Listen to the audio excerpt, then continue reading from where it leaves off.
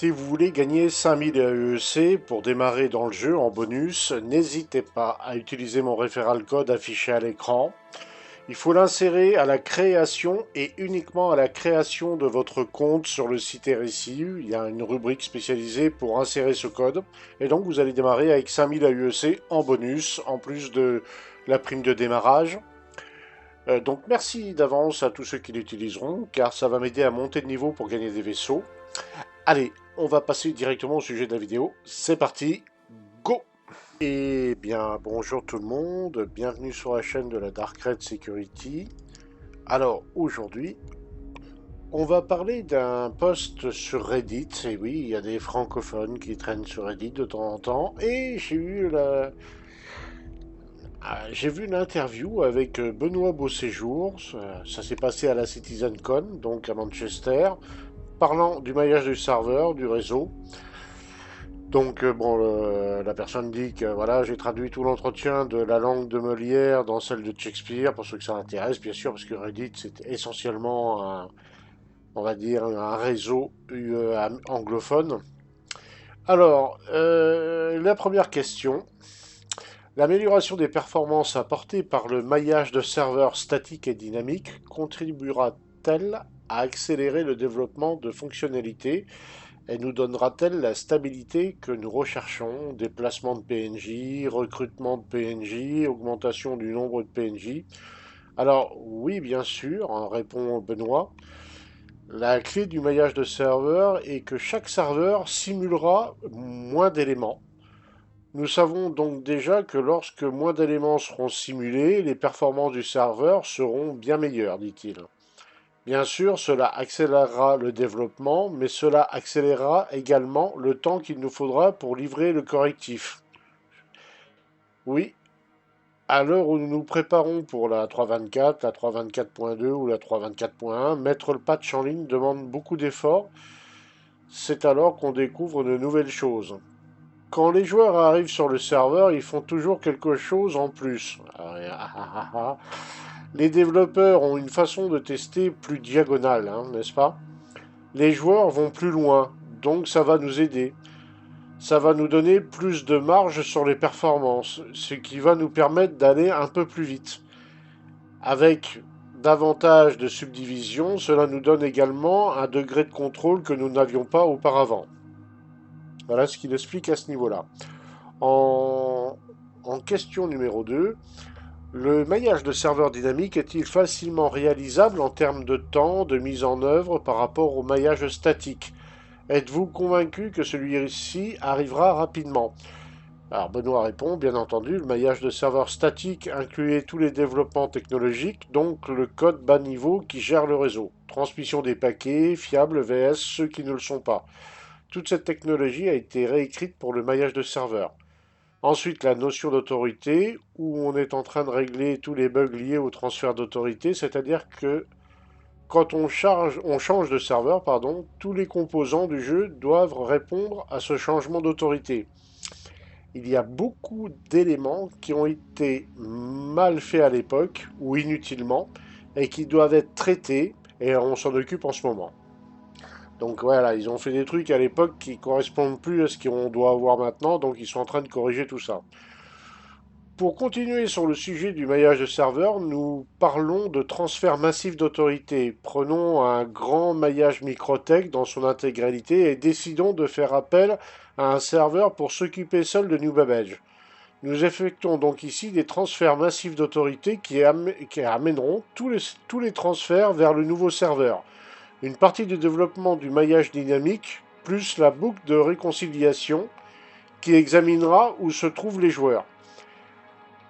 Où il y a un besoin de serveur et lequel répartira les besoins du serveur pour servir au mieux les joueurs. Et aussi alléger le serveur, bien sûr.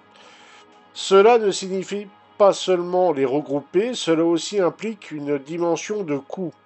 Bien sûr, si on pouvait donner un serveur à chaque joueur, on le ferait, hein, bien sûr. Mais bon, ça coûterait une blinde, hein, bien sûr. On finirait sur la paille. Pour résumer, il y a moins de développement à faire un dynamique qu'en statique. Le statique étant le plus gros morceau. J'espère que nous pourrons le faire rapidement, Mais déjà dans la version 4.0, certains éléments de maillage dynamique sont implémentés dans le code. Cela signifie la possibilité d'allumer et d'éteindre les serveurs selon qu'il y a des joueurs ou pas. Nous essayons de nous assurer d'avoir cette même flexibilité dans la version 4.0. En interne, nous l'appelons presque dynamique, faute de meilleurs mots. Mais nous voilà en train d'essayer de vous apporter autant de modes dynamiques que possible dans la version PU. Mais je suis pas inquiet, nous sommes sur la bonne voie pour le moment. Quelle technologie de jeu attendez-vous le plus avec impatience, à part le maillage dynamique du serveur?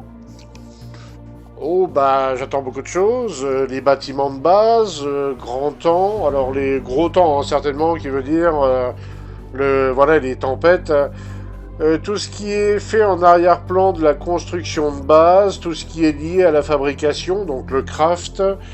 Il y a beaucoup de nouvelles bases de données, beaucoup de nouveaux services, de nouveaux transferts de schémas, enfin les blueprints et compagnie, etc. Parce que nous voulons nous assurer que si vous revendiquez un territoire et construisez une base dessus, il sera disponible sur tous les fragments.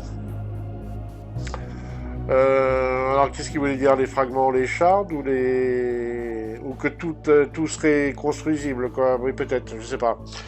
C'est un défi assez important, mais c'est vraiment intéressant. Ça va beaucoup changer le jeu, ainsi que le craft. Bah oui, hein, le craft, ça va carrément changer tout le jeu en fait. Hein. Cela va créer un univers dans lequel les joueurs qui font dans lequel les joueurs font l'économie. Et je pense que vraiment c'est la direction que le jeu doit prendre. Et que nous sommes sur la bonne voie pour y parvenir.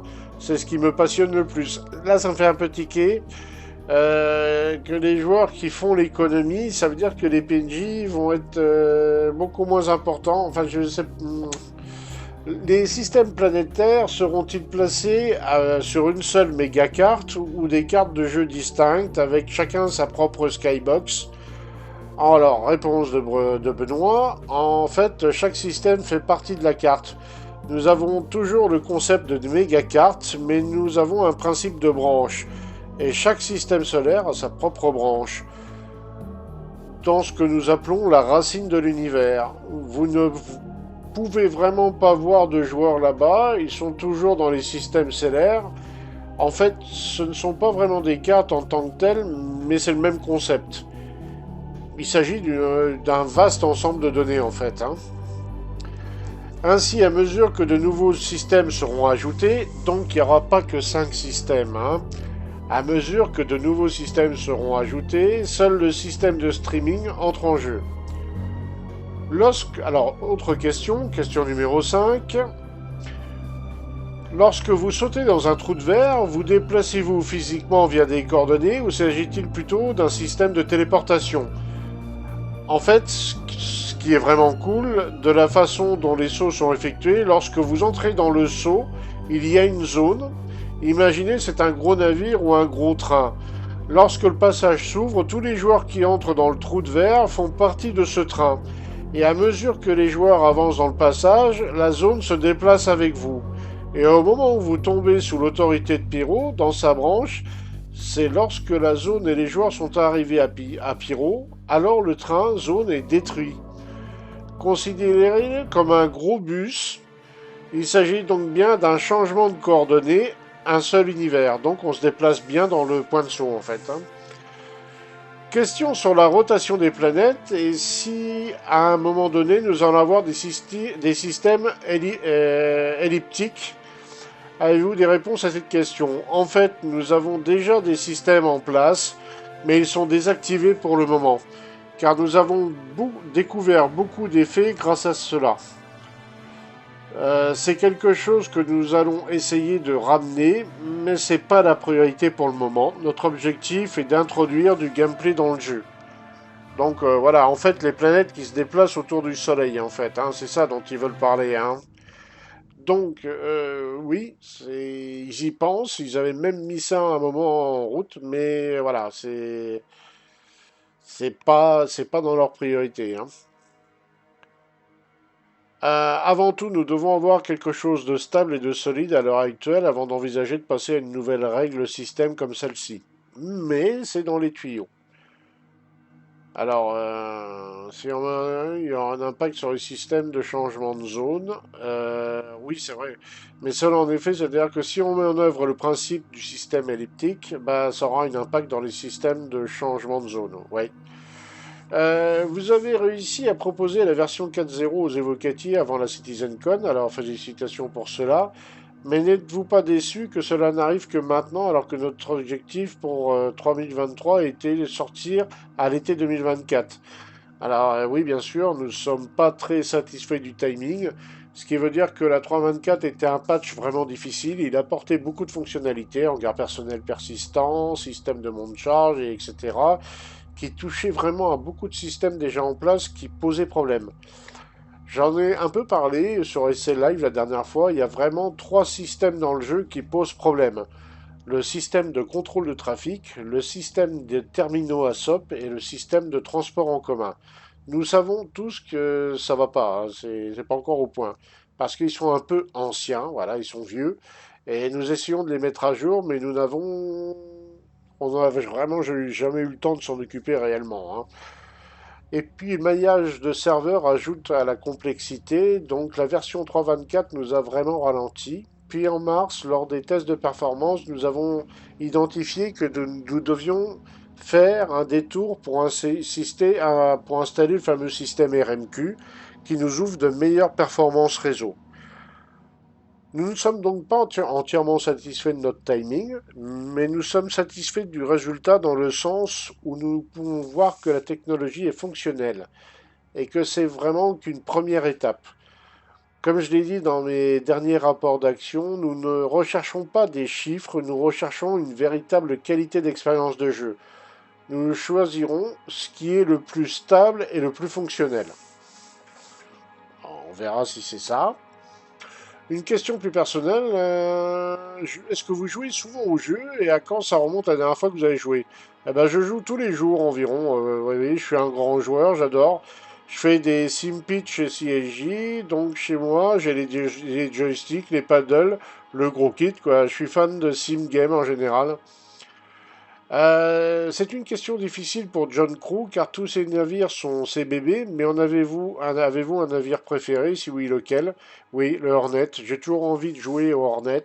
Le Hornet à MK2, c'est mon cheval de bataille. Ça, c'est un bon gars, Benoît Beauséjour, hein. Il a du goût, cet homme-là, hein. Hornet MK2, oui, c'est le plus beau, ouais, voilà. Alors, c'est pour les chasseurs monoplace. Pour les chasseurs moyens, le Hurricane, mais il a vraiment de très bons goûts, hein, vraiment de très bons goûts, Benoît Séjour, hein. J'adore le Hurricane aussi, hein. Avec un bon tireur, le Hurricane c'est tout simplement imparable. Et dans les grands, bah, ça le Carac. Bah, il est vraiment très bien, Benoît Beauséjour, hein. Je suis content de le connaître, hein. Voilà, et quand j'ai entendu parler de Carac, j'en étais. Alors moi, non, j'étais pas fou, mais lui, il en était fou, un vrai fanboy. En ce qui concerne le cargo, j'ai un petit truc avec Drake, donc c'est définitivement le Caterpillar. Ah, il aime bien le Caterpillar pour le cargo. C'est vrai qu'il a certains côtés pratiques. Après, bon, faut voir. Et on a vu dans les panels qui parlaient de Castra, on a vu Nix aussi, et avec le base building qui arrive, de tous les systèmes, dans lequel tu aimerais t'installer. Nix, pour moi, ça doit être illégal parce que j'aime l'action. Il a un petit côté pirate, hein, Benoît, c'est pas bien, c'est pas bien. Donc pour moi, ça doit être illégal et ça va être chaud. Voilà, il est un peu PVP aussi à la base, hein, voilà. Enfin, un peu beaucoup même. Donc, bah voilà l'interview de Benoît Beauséjour qui nous explique pas mal de choses. C'est intéressant. C'est très intéressant ce qu'il dit.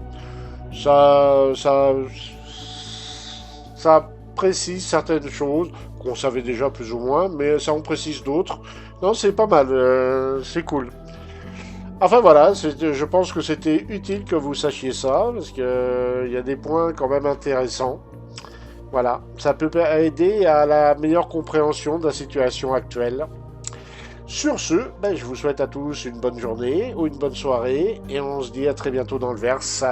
Ah oui, alors j'ai oublié, il y a des hotfix qui sont parus, c'est pas encore ça la 3.24.2 auquel j'ai pas encore joué. Je vous avouerai que j'ai même pas lancé le patch. Je vais le faire demain parce qu'apparemment dans la nuit du 22 ou la matinée très tôt du 23, il y a des nouveaux hotfix qui arrivent et ça devrait peut-être quand même améliorer grandement les choses. Voilà. Parce qu'apparemment ça lag à mort autour des stations alors que sur les planètes ça va plutôt bien. D'habitude c'est l'inverse, ça lag sur les planètes et moins dans les stations. Bah ouais, c'est quoi, c'est bizarre. Enfin voilà. En tout cas, je vous souhaite à tous une bonne soirée ou une bonne journée et on se dit à très bientôt dans le verse. Ciao, ciao, ciao, ciao, ciao tout le monde.